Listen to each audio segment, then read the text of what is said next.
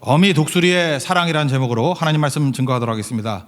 진정한 사랑은 겉으로 보면은 이렇게 냉정해 보일 때도 있습니다. 근데 진정한 사랑의 목적이 무엇입니까? 상대를 훌륭하게 만들고 올바르게 만들고 또 유능하게 만드는 것이 진정한 사랑이라고 생각을 합니다.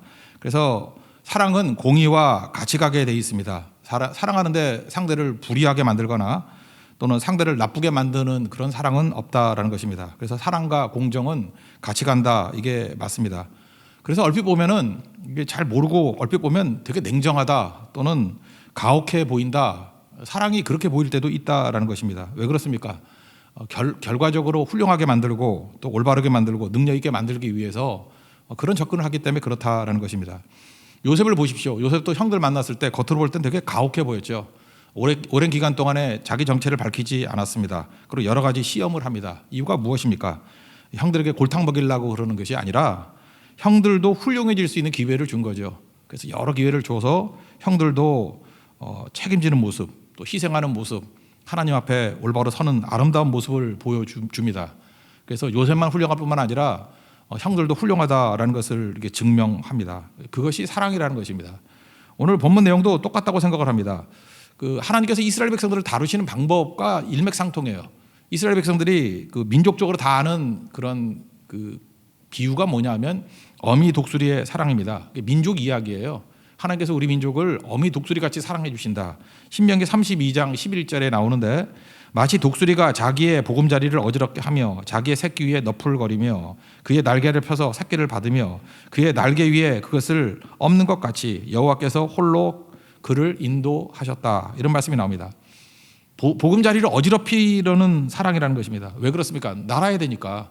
이 보금자리에 계속 있으면 통닭되잖아요. 그러니까 날기 위해서 가혹하게 다룬다는 것입니다. 그래서 날 수 있는 독수리, 그게 어미 독수리의 사랑이라는 거예요. 이런 식으로 이스라엘을 다뤘듯이 하나님께서는 하나님 백성들을 다루신다. 그게 맥락이라는 것입니다.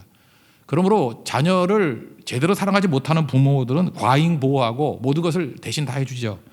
그거는 망치는 행위다, 스포일하는 행위다, 그렇게 얘기를 하지 않습니까? 진짜 부모라 그러면 자식이 홀로 설 수 있도록 훈련하고 연단하고 인내하게 만드는 거, 그게 하나님의 사랑이고 부모의 진정한 사랑이 될 수 있다라는 것입니다. 지금 요셉도 총리가 되어서 애굽의 백성들을 다스리지 않습니까?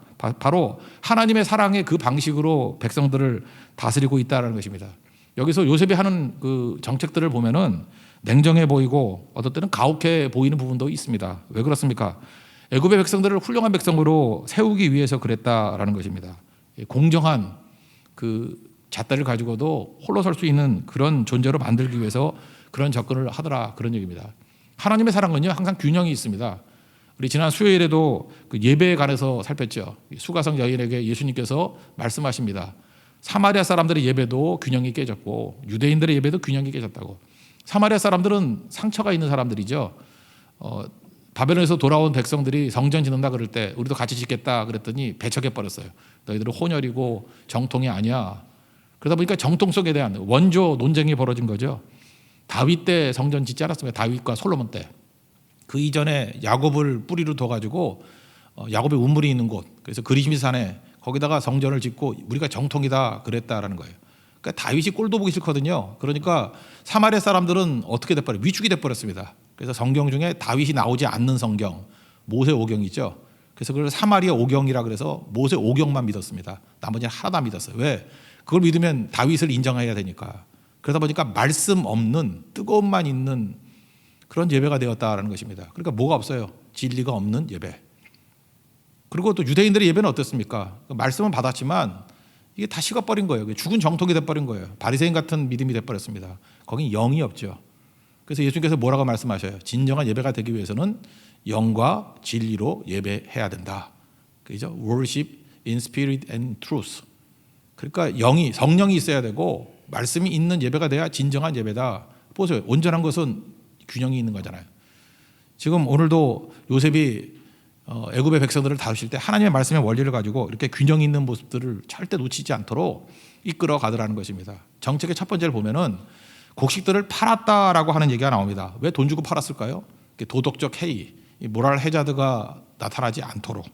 13절과 14절을 한번 읽겠습니다. 시작. 기근이 더욱 심하여 사방에 먹을 것이 없고 애굽 땅과 가나안 땅이 기근으로 황폐하니 요셉이 곡식을 팔아 애굽 땅과 가나안 땅에 있는 돈을 모두 거두어 드리고 그 돈을 바로의 궁으로 가져가니. 이후에 보니까 돈도 떨어지니까 가축을 팔아서 갖고 오라 그러고 그 다음에도 돈이 떨어지니까 토지를 팔아라, 또 너희 몸까지 팔아라. 뭐 팔란 얘기야. 자기들이 그렇게 나와요. 우리 토지와 몸밖에 없으니까 이걸 해도 됩니까? 그랬더니 그것까지 다 삽니다. 이걸 보면서 이게 착취 아니냐? 뭐 어떤 사람은 뭐 가혹하다, 냉정하다 그러는데 그런 게 아니겠죠. 한번 생각을 해보세요. 무상 배급을 했다고 생각해 보십시오. 처음에는 좋죠. 그렇지만 조금 경제를 아시는 분들은 걱정이 되죠. 이렇게 무상이 언제까지 계속될 수 있습니까? 다 세금인데 세금을 무한대로 내릴 수는 없잖아요. 한계가 있는 거 아니겠습니까? 베네수엘라가 이런 정책 피다가 나라 망해갔잖아요. 경제 파탄이 일어나지 않았습니까? 토픽에도 나오죠. 화폐 가치가 폭락해가지고 물 한 병 사는데 한 가방 하나 가득 돈을 갖다 넣어줘야 된다고. 그리고 거기에 무슨 뭐 100억 볼리비아 그 뭐 돈 있어요. 100억인가? 그거 팔아요. 인터넷에 보십시오. 뭐 3,000원인가 4,000원에 팔던데 요즘에는 10,000원까지 올라갔더라고. 그러니까 이게 뭐 공이 몇 개인지도 모를 정도의 화폐 폭락이 오고 그런 일이 벌어지게 되더라는 것입니다. 왜 그래요? 무상이 뭐 나쁜지 뭐 좋은 건지 모르나? 그렇지만 결국은 전체가 다 무너지기 때문에 그렇다라는 것입니다. 지금 팬데믹 상황 아닙니까? 지금 미국과 유럽도 난립니다.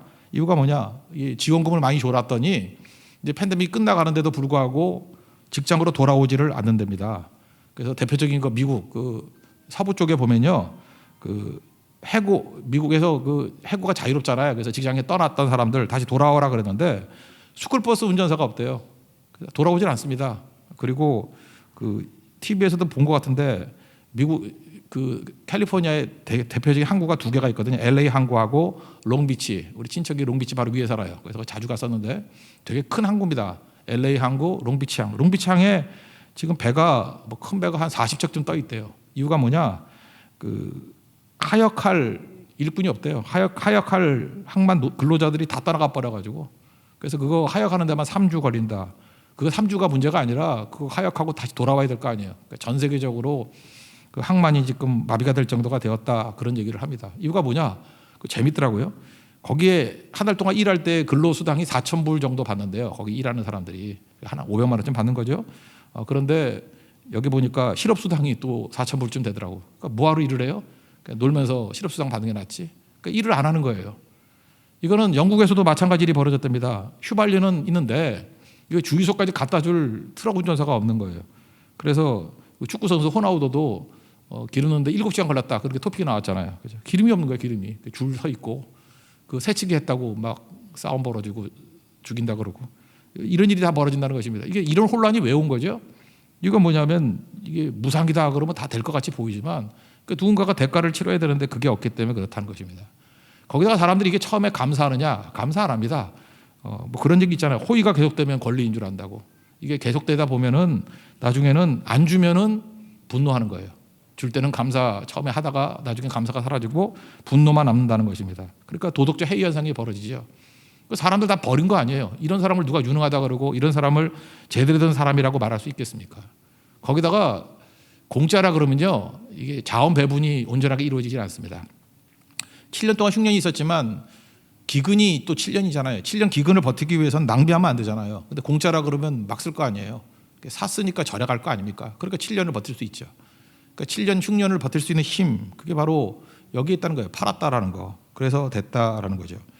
여러분, 성경의 원리 중에 제일 중요한 건 뭐냐면 뭘 문제를 풀다 안 풀다보다 중요한 게 그 사람을 훌륭한 사람으로 만들어야 돼요. 그저 이렇게 공짜로 돈 받아 먹는 것만 좋아하는 사람이 훌륭한 사람이라고 말할 수는 없잖아요. 자립할 수 있는 사람, 스스로 할 수 있는 사람이 훌륭한 사람 아닙니까? 훌륭하게 만들어야 되고 무력하게 만들면 안 되잖아요. 그러니까 무력한 사람으로 만들지 않는 거, 이게 큰 정책이 돼야 된다라는 것입니다. 요셉은 바로 이런 정책을 폈다라는 거예요. 그리고 또 하나 중요한 건 뭐냐 하면은 사실 이게 쉬운 일은 아니에요. 이거 하다 보면 비난도 많이 당할 거 아닙니까? 일이 복잡해지잖아요. 뭐 돈은 돈이라고 치셔도 이때는 은본위제였으니까 은 갖고 왔을 거예요. 그래서 은화가 나오잖아요.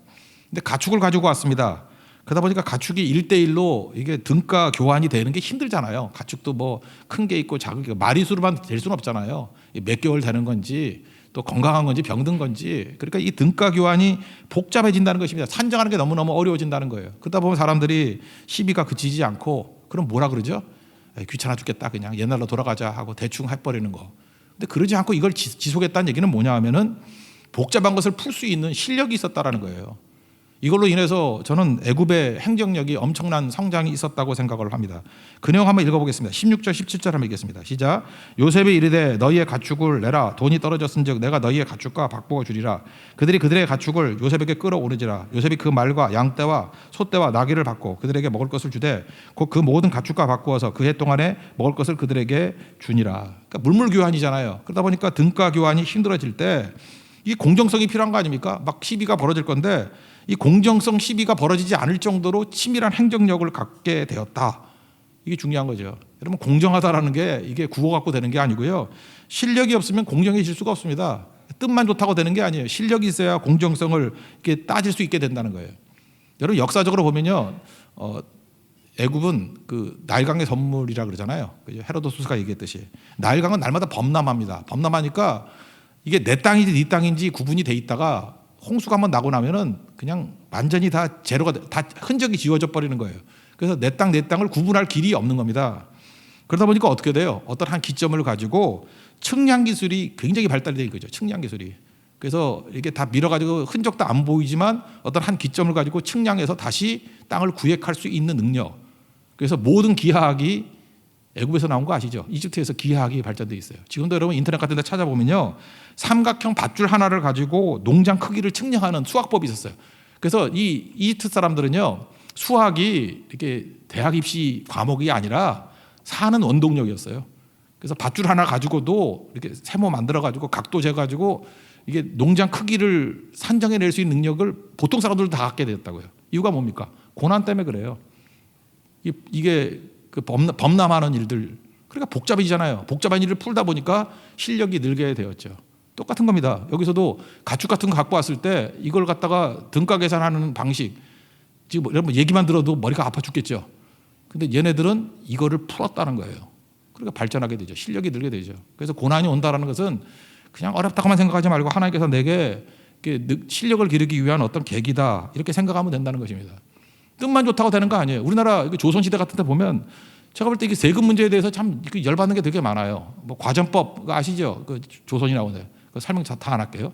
하다 보니까 어떤 일이 벌어지느냐? 이게 세습이 되는 거예요. 세습이. 그래서 경기도 땅들을 나눠줬는데 이게 관리들에게 나눠줄 땅이 없어지는 거예요. 왜냐하면 시간이 가면 갈수록 세습이 돼버리니까 줄 땅이 없잖아요. 그래서 세조 때 수양대군 때 직전법이라는 거 하죠. 직전법. 직전법이 뭐냐 하면은 세습 같은 거 다 없애버리고 그냥 지금 현직 관리에게만 땅 준다. 거기다가 그 곡식 얻을 수 있는 수조권을 준다. 이렇게 얘기를 했어요. 되게 좋은 법이죠. 이거 글로만 읽으면 이거만큼 좋은 게 어디 있어요. 그죠? 현직 관리에게만 그저 땅을 줘가지고 직전법이니까 직접 땅을 준다는 거예요. 그러니까 얼마나 공평하고 얼마나 활성화될 것인가. 근데 사람마다 다 노후 대비 안 합니까? 관리는 이렇게 되면 노후 대비를 해야 될 거 아니에요. 노후 대비를 한다는 게 뭐였어요? 백성들을 쥐어짜가지고 세습도 안 낸다 그러니까 내가 관리될 때 다 긁어 먹어야 돼. 그래서 얼마나 짜내는지 흉년 때는 흉년의 기준이 있거든요. 근데 흉년 때도 풍년의 기준을 가지고 세금을 받아냈어요. 그러니까 못 살겠다가 아우성을 친 거예요. 그래서 세조 때 취지는 좋지요. 근데 경제 망친 거죠. 여러분 조선시대 그 농경 한번 사회 보십시오. 직전법 너무 좋은 법인데 이때 이후에 피폐해져 버렸어요. 나라가 완전히 망조가 들게 됐다는 것입니다. 여러분 잊지 말라고요. 뜻만 좋다고 다 되는 게 아니라는 것입니다. 근데 요셉이 이런 정책을 폈다는 건 뭐죠? 생각보다 치밀함이 있었다 그런 겁니다. 그러므로 뜻만 좋고 실력이 없으면요 무너지는 겁니다. 다 망치게 돼 있다라는 것입니다. 그러니까 이건 고난은 이렇게 복잡한 문제는 우리에게 실력을 기르게 만드는 힘이 될 수 있다. 이걸 잊지 말아야 된다는 것입니다. 이거 하다가 안 되면 또 어디로 들어가죠? 제일 쉬운 게 뭔지 알아요? n분의 1로 똑같이 나눈다 이런 거예요. 이건 사실은 사랑도 없고 실력도 없는 사람들이 하는 일입니다. n분의 1 뭐 다 똑같이 해준다. 이게 답이 아니라는 거예요. 여러분 자녀를 키워봐도 알겠죠? 자녀가 한 4쯤 있다고 해봅시다. 그러면 4명마다 자녀의 특성이 다 다릅니다. 부모는 다르게 사랑해요. 어떤 애는 돈이 부족해요. 그죠? 이게 돈을 주면 되는 아들이 있고요.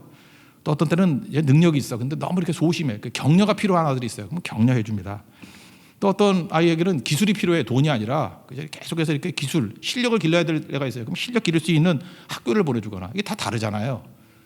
근데 사랑이 없고 실력이 없으면 어떻게 해야 돼요? 다 똑같이 하면 되는 거예요. 돈도 똑같이, 뭐 기회도 똑같이. 그러면 뭐 하나 정도 빼놓고는 다 망치는 일이 될 수밖에 없습니다. 모르니까 그렇게 하는 거예요. 모르니까. 그래서 n분의 1 너무 좋아하지 마십시오. 그거 절대로 아니라는 것입니다. 그러니까 우리 크리스찬들은 어때야 됩니까? 일상에서 이런 문제를 풀기 위해서 기도하지 않겠어요? 이 대충 행정하지 않고 정말 한 사람 한 사람을 살리고 훌륭하게 만들고 유능하게 만들기 위해서 이거 어떻게 법을 만들고 어떻게 이걸 운영해 가야겠습니까? 우리 지혜로 됩니까 그게? 그래서 진짜 일하는 사람은요 하나님 앞에 엎드리게 되어 있습니다. 저는 그래서 기도 없는 사람들을 보면 그건 삼류 인생이에요. 정말로 책임감을 가지고 하나님의 소명을 이루겠다고 하는 사람은 내지 갖고 안 되거든요. 그리고 이 현실의 문제가 만만치가 않아요. 그러니까 하나님 앞에 엎드려 기도하는 거라고요. 지혜를 달라고, 능력을 달라고, 풀 수 있는 힘을 달라고. 그래서 실력을 기르는 거죠. 그래서 고난을 뚫고 나가게 만드는 힘, 그게 요셉에게 있었다는 것입니다. 요셉은 복잡하지만 했어요 이거. 그죠? 돈도 받고 가축도 받고 복잡한 일을 감당했다고요. 그래서 풀어나가지 않습니까? 이건 하나님의 은혜만 갖고 된 거 아니었어요. 하나님의 은혜 플러스 자기가 할 수 있는 일에 순종하는, 그리고 실력을 기르는 그 부분이 분명히 있었다는 것입니다. 하나님 앞에서 여러분들 그런 종들 되기를 원합니다. 여기 의사들 계십니까? 저는 의사들 중에서 제일 고마운 분 중에 하나가 마취제 발명한. 옛날에 마취제 없을 때 그냥 막 찌르고 막 수술했다면서요. 그래서 수술 자체가 뭐 죽음 직전 아닙니까? 묶어놓고 있다잖아, 묶어놓고. 그 수술이 죽음인지 모르죠. 근데 19세기 때 마취제 나와가지고 지금 편안하지 않습니까? 안 그런가요? 예. 그러니까 그런 거 해야죠. 진통제 뭐 이런 거요. 그죠? 그러니까 어떤 것들을 풀어낼 수 있는 일들, 그런 것들이 꼭 필요하다고 생각을 합니다. 이렇게 공정했던, 가능했던 이유가 뭐냐면 또 하나는 정직성이에요. 이렇게 돈 갖고 가축 갖고 할 때 요셉은 자기가 착복하지 아니하고 바로의 소유로 만들었다. 여기 바로의 소유니까 국가 소유로 만든 거죠. 공정했다. 그런 얘기입니다. 20절 다 같이 읽겠습니다. 시작. 그러므로 요셉이 애굽의 모든 토지를 다 사서 바로에게 바치니 애굽의 모든 사람들이 기근에 시달려 각기 토지를 팔았습니다. 땅이 바로의 소유가 되니라. 개인적으로 착복하지 않았다라는 것입니다. 이때가 지금 흉년 마무리쯤 지는 거니까 풍년 7년, 흉년 7년이었으니까 한 13년쯤 될 때예요. 지금 왕으로부터 한 13년 정도, 그러니까 30살에 총리가 됐으니까 43살이 될 때까지 신임을 계속 받았다라는 거죠. 근데 애굽의 2인자쯤 되는 사람은요, 여기저기 바로의 눈과 귀가 있습니다.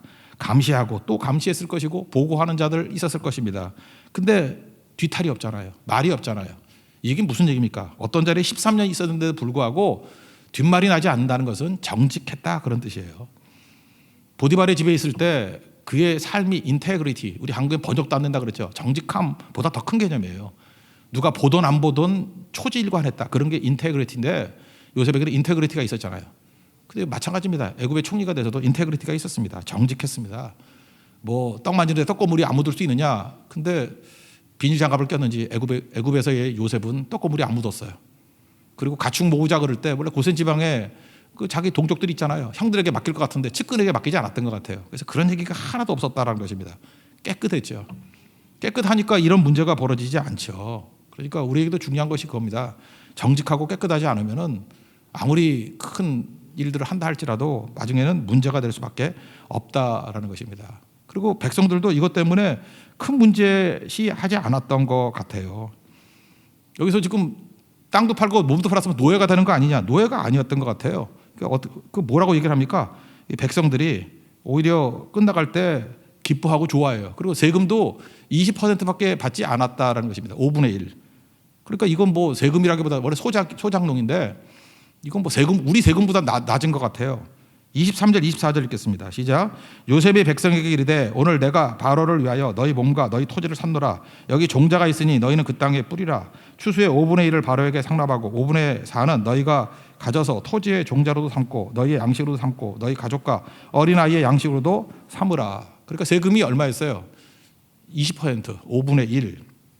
굉장히 가벼운 세금입니다. 여러분 우리나라 세금 얼마인지 아십니까? 제가 어제 조사를 해봤더니 우리나라 조세 부담률이 20%예요. 공적으로 세금 바치는 게 20%.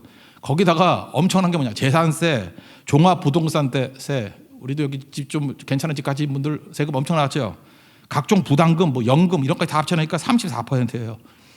우리나라 세금 이게 갖다 바치는 게 내가 수입에서 빼가는 게 34%인데 평균이에요, 평균. 그러니까 여기 좀 돈 좀 있고 그런 분들은 미치겠죠. 한 반쯤 떼가는 것 같아요, 느낌이. 왜냐, 안 내는 사람도 많으니까. 여기 할머니들 안 내잖아요. 뭐 세금 내는 거 있어요? 없잖아요. 안 내잖아요. 안 내는 사람도 많아요, 우리나라. 30% 정도가 안 내요, 아무것도. 그러니까 내는 사람들 측면에서 볼 때 이거 어마어마한 거고, 이건 부자들만 내는 건지 알았더니 알고 봤더니 나한테도 오거든. 의료보험료 갑자기 팍 오르는 사람도 많이 있고 그러잖아요. 그러니까 우리도 평균 잡아서 30%만 한다 그래도 애국보다 센 거라고. 애국은 20%로 가능했습니다. 그래서 세금이 늘어난다는 건 뭐냐면 난세라는 거예요. 좋은 시대 아닙니다. 세금 느는 거. 실력이 없다라는 거예요. 정부의 실력이 없다라는 거예요. 여기 보세요. 실력이 있으니까 20% 갖고 가능해지는 거죠. 공정했다, 정직했다, 실력이 있었다. 이게 하나님 백성들이 해야 될 일이라는 것입니다. 뜻만 좋다고 되는 거 아니에요. 반드시 실력을 갖춰야 됩니다. 그래야 이 자원 갖고 배분이 되고 효율을 이끌 수 있는 거죠. 그래서 우리는 하나님의 은혜도 필요하지만 은혜 안에서 우리가 해야 될 일이 뭐예요? 풀어나가는 능력이 필요한 거예요. 그러니까 엎드려 기도하는 거죠. 여러분 대충 살고 그냥 나 혼자 소박하게 소심으로 살겠다 그런 사람들은 사실 기도 안 해봤자 개인적인 문제로 끝나버리지만 공직을 맡고 있거나 책임을 맡고 있거나 다른 사람들에게 영향을 미쳐야 되는 사람들이라 그러면은 기도 없다 그러면 그건 분명히 그 문제가 되는 사람이고 그거는 정말 나라의 재앙이 될 수도 있는 사람이 될 수밖에 없다라는 것입니다. 결국은 요셉이 착취한 거 아니에요. 정치 정말 잘했습니다. 잘해서 백성들의 반응을 보십시오. 자발적으로 칭찬하고 감사히 여겨요. 25절 읽겠습니다. 시작. 그들이 이르되 우리가 주께서 우리를 살리셨사오니 우리가 주께 은혜를 입고 바로의 종이 되겠나이다. 이거 보세요. 이게 나쁜 표현이겠어요? 그냥 스스로 감사하고 그죠? 우리를 살렸다, 생명을 살렸다라고 하는 이런 좋은 반응이 나오게 되더라는 것입니다. 여기 부연 설명에서 이때 바로 왕이 어떤 왕이냐면 역사를 보면요.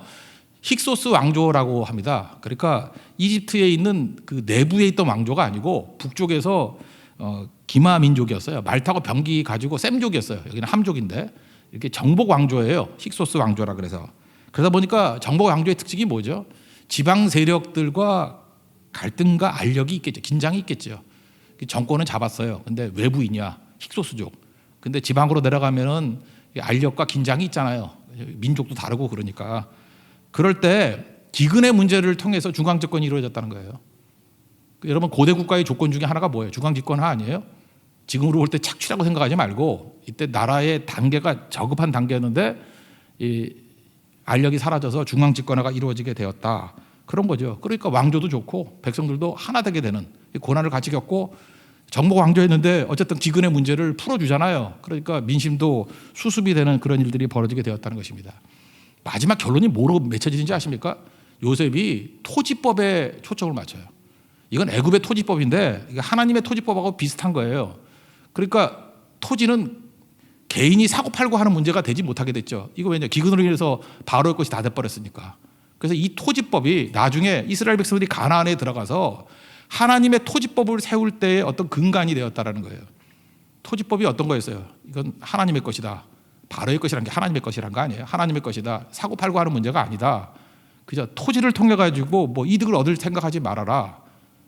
이런 게 레위기 25장이라고 하거든요. 레위기 25장은 토지에 관한 중요한 법입니다. 거기 나오는 게 안식년법, 7년 만에 쉬게 만들라. 희년법, 50년이 되면 원주인에게 돌려주라. 그래서 레위기 25장 23절만 읽어드릴게요. 토지를 영구히 팔지 말 것은 토지는 다 내 것임이니라. 너희는 거류민이요 동거하는 자로서 나와 함께 있느니라. 그러니까 하나님의 이 토지법이 먼저 시행됐던 게 애굽이었거든요. 물론 잠깐 하다가 말았습니다. 왜? 왕조가 바뀌고 난 다음에 다 깨져버렸는데 여러분 좋은 것을 경험했던 사람들은 알잖아요. 그게 얼마나 좋은 건지. 그래서 이 요셉의 토지법에 대한 경험이 있어서 그때가 좋았지 지금은 개판이야 이런 느낌을 가지고 이제 출애굽을 하게 되었다는 거예요. 그래서 하나님께서 다시 레위기의 말씀을 통해서 하나님의 토지법을 줬을 때 가나안 땅에 들어갔을 때 분명히 애국 같은 그런 일이 벌어질 거다. 그때에 하나님의 토지법을 가지고 안식해라. 안식년법. 그게 무슨 얘기죠? 모든 것이 내 힘으로 되는 게 아니야. 멈출 줄 알아야 되고 하나님께 맡길 줄 알아야 되고 안식할 줄 알아야 돼. 이건 뭐죠? 신뢰의 영역이죠. 하나님 신뢰할 때 승리하게 된다. 신년법은 무엇입니까? 여러 가지 이유로 팔고 사는 일이 벌어지잖아요. 근데 원소유주에게 돌려줘야 된다. 이 신년법에서 이걸 깨는 것들이 뭐였죠? 아합왕과 나봇의 포도원이었잖아요. 땅 팔지 못합니다. 이 레위기 25장의 말씀을 근거로 해서. 근데 죽여버리고 뺏어버리잖아요. 그러니까 결국은 아합의 통치 악함도 뭐였냐면 토지에 대한 욕심이었다라는 거예요. 그런 것들을 쭉 말해주고 있습니다. 그래서 이 47장의 내용들을 쭉 보면은 이제 어떤 그림자가 보이는 거예요. 하나님께서 어떻게 토지를 다루시기를 원하시는지 그것들을 설명해주고 있다는 것입니다. 항상 그렇습니다. 하나님께서 우리에게 좋은 것들을 맛보게 만드십니다. 그리고 좋은 것이 깨졌을 때에 그리움이 생기게 만드는 거예요. 그래서 다시 거기로 돌아가기를 원하는 거. 그래서 이 사건은 여기 작은 사건으로 끝나는 것이 아니라 장차 430년 이후에 가나안에서 이루실 하나님의 나라의 어떤 모델, 프로토타입을 보여주는 것이다. 이렇게 말할 수 있다라는 것입니다. 그러므로 이 땅을 살아가면서 우리는 말씀을 받은 사람이기 때문에 애굽의 토지법을 경험한 사람들이기도 합니다. 하나님의 영광을 본 사람이기도 해요. 우리 일상에는 찬양이 있지 않습니까? 나의 일상을 통해서 하나님의 영광을 드러내십시오. 그죠? 생명의 복음을 우리 맡기신 이 자리에서 뿌리 내려야 된다는 거예요. 요셉같이. 그리고 너무 좌절하지 마십시오. 나온다 잘한다고 돼. 뭐 이런 소리 자꾸 하지 말라는 거예요. 그죠? 그래 될 대로 되라. 그렇게 말하는 건 요셉이 아닙니다. 그리고 한번 팔짱 끼고 망하는 걸 보자. 여러분 요나예요? 그러면 안 된다라는 거예요. 하나님의 약속 붙들고 말씀 붙들고 할 수 있는 일들이 있습니다. 요셉이 할 수 있는 일을 하잖아요. 이게 순종이에요. 할 수 없는 것들이 있잖아요. 이거 신뢰하잖아요. 그래서 하나님의 뜻을 이루어가는 모습들, 이게 성도의 모습이라는 것입니다. 요약하면 하나님의 백성은요, 세상 사람들이 교만해지는 걸 쳐다보지 않습니다. 겸손의 삶이다라고 해서 시스템을 만드는 거예요. 겸손한 시스템으로. 그리고 무력해지는 거, 이거 놔두면 안 된다는 거예요. 어떻게 무력하게 저렇게 병드는 인생이 되겠느냐? 능력 있는 인생, 유능한 인생으로 만들도록 시스템 만드는 거예요. 일하는 사람으로 만들어 가야죠, 시스템을. 그리고 찌질이를 만들면 안 될 거 아니에요. 훌륭하게 만들어야죠. 요셉이 그랬죠. 형들조차도. 나쁜 사람 만들면 안 되잖아요. 훌륭한 사람 되도록 자꾸 유도해 가는 거예요. 비난하고 욕하고. 선악과의 특징이 뭐예요? 네가 악한 게 좋은 거죠. 그래 내가 선해지니까. 이 선악과적인 접근이 아니라 다 같이 하나님 앞에서 구원받는 백성, 훌륭한 백성이 되어야 된다. 이게 복음이라는 것입니다. 그리고 절대로 나쁜 사람 되지 않게 만드는 거. 여러분 주변에 나쁜 사람이 많습니까? 내 책임이에요. 내가 지금 선악과 인생을 살기 때문에 그런 거라고. 그 사람도 구원받고 훌륭해질 수 있는 기회를 줄 수 있는 그런 종 되기를 바랍니다. 이제 요셉은 어디까지 넓어졌어요? 교회라는 차원이 아니라 삶 속에서, 일상 속에서 하나님의 나라가 이루어지게 만드는 그런 종이었다는 것입니다. 현장에서 이 싸움 버리고 실제로 이런 열매를 거둘 수 있는 하나님의 신실한 종 되기를 축원합니다. 자리에서 일어나겠습니다. 일상 찬양하겠습니다.